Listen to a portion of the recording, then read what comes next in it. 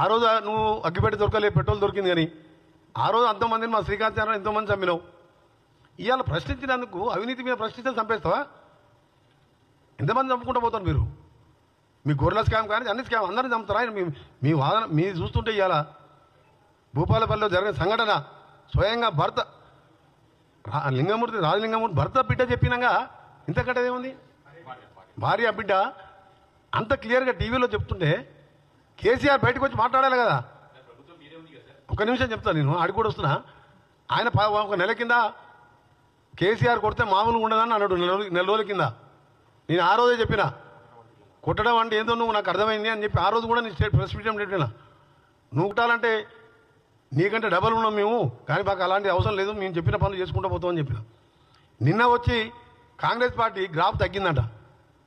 అసలు 15 నెలల ఓన్ కన్నా కనబడ్డావా?